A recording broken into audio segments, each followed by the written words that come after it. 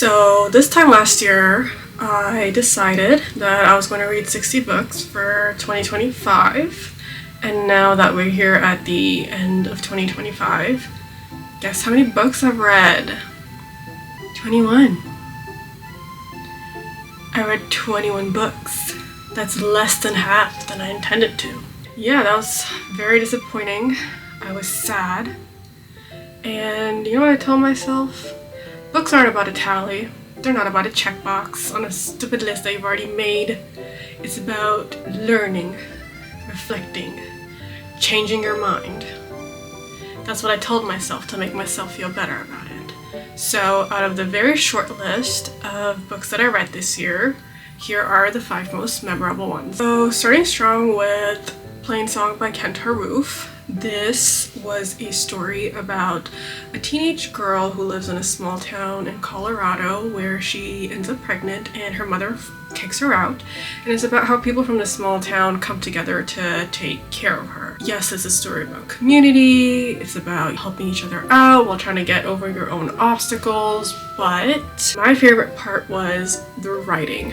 It was so simple and beautiful, yet so powerful.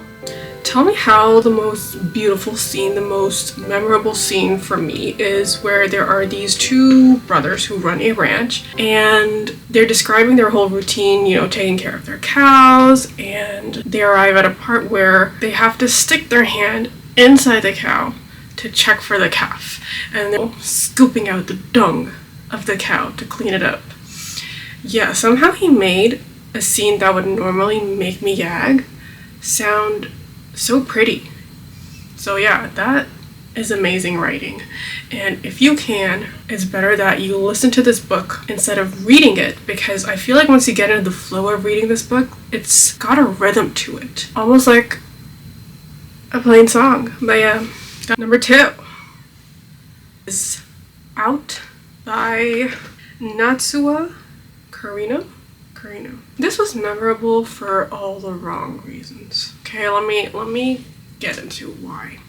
So the premise of the book is that there are these 4 women in Tokyo and they're working the night shift at a bento factory packing lunches, where one of them ends up killing her husband and the other 3 help her cover it up, and the story is about all the obstacles and the consequences of that. The story starts off pretty strong, but eventually the plot kind of takes a back seat, which was a bit disappointed because I was feeling more interested in the plot, but the characters were very engaging and you get to follow their internal conflict regarding the murder and helping their friend cover it up, and how they're trying to escape the possibility of getting caught and all the deeper shit that they get into. She does a really good job at diving deep into why, or the reasons behind why a woman commits an evil act versus a man, but despite the reason, despite, you know, how you justify it to yourself, it's still an unforgivable act. So she is very unforgiving towards her female characters, which was an enjoyable read. Her writing is sharp, it's witty, it's got that comedic punch that makes you want to keep reading and reading. It's more of a sprawling story than like having a definitive plot to it. Now, it's not the starting or the middle of the story that made it memorable. It's the ending, which I absolutely hated, which made me hate the entire book. Trigger warning, spoiler warning. There's a grape scene, and yeah, it's not just the scene in itself, but what happens after, where she ends up falling in love with her rapist, and she tracks down where he used to live and where he used to work or something like that, and just to relive how he used to live his life because she fell in love with him. And I read that part a few times because I was like, am I missing something? Yeah, it was just super weird. It did not sit right with me, and I feel like that's all I'm gonna ever remember about the book, even though it was a good book. I liked it. I don't understand why the author did it. Was it for shock value, or maybe I just don't have the intellectual aptitude to understand the deeper meaning behind that ending? But either way, I didn't like it. I didn't like that ending. And like Shakespeare says. What did he say? All's well that ends well. This one did not end well. Memorable for all the wrong reasons. Number 3. What's number 3? Oh, this one. This one I really like. Number 3 is Disfigured by Amanda Leduc. Fix my mustache.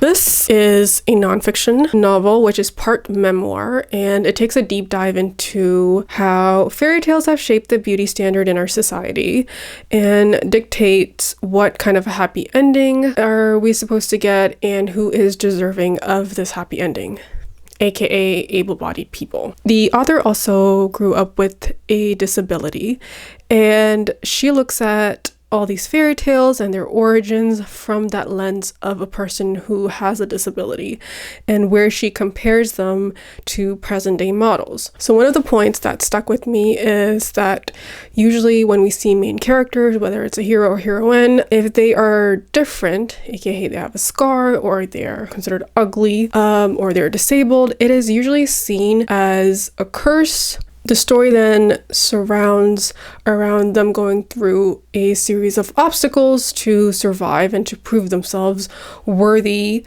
and eventually the reward is that they get rid of this curse via a magical instrument or a person, and that is also very much reflected in our society, where the magical instrument becomes medicine and the magical person becomes a surgeon.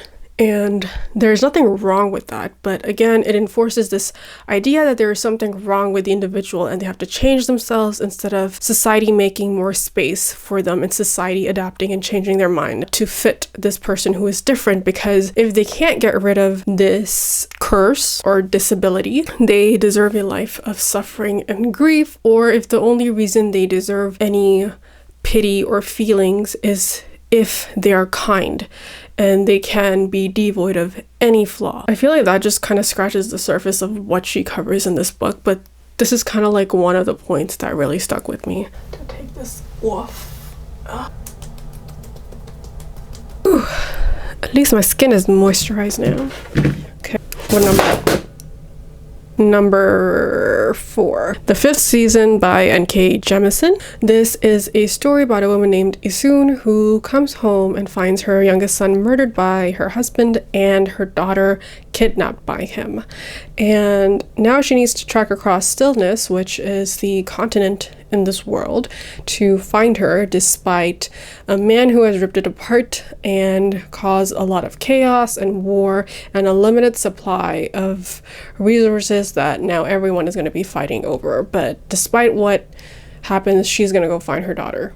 I don't want to talk too much about this book because I'm scared I'm going to give something away if I start talking about it. And yeah, but all I want to say is I'll read my diary entry actually. My diary entry. Yeah, I had to write a review about this right after I was done reading it because it's that good. Well, can I stick this? Okay, so this book left me numb.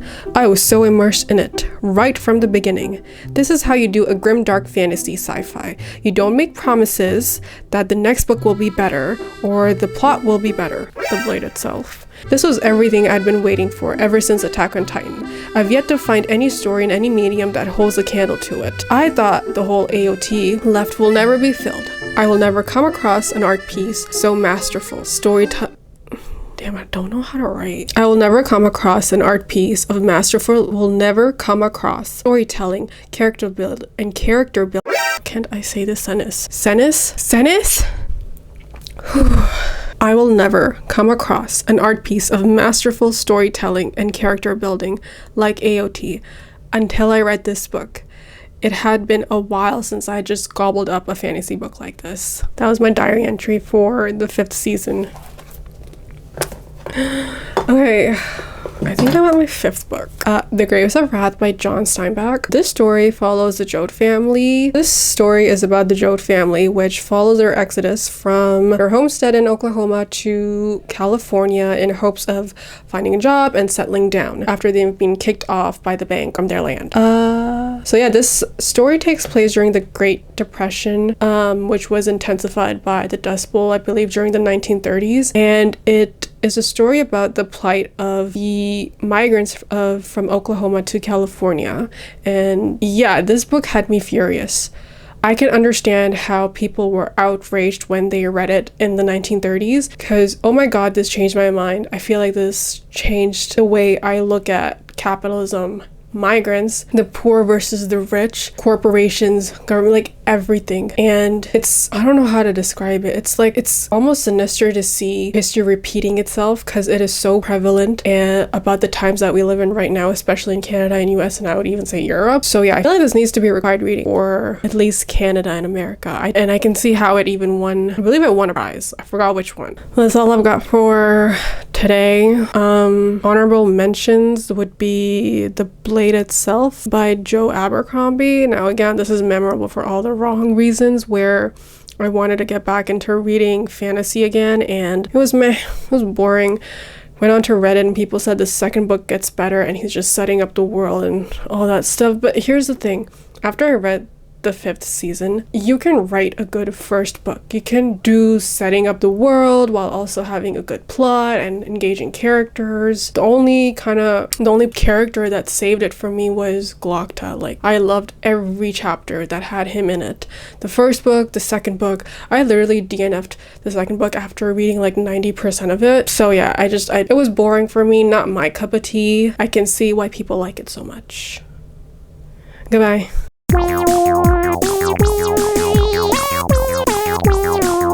Also, my goal for 2026 is to read 60 books.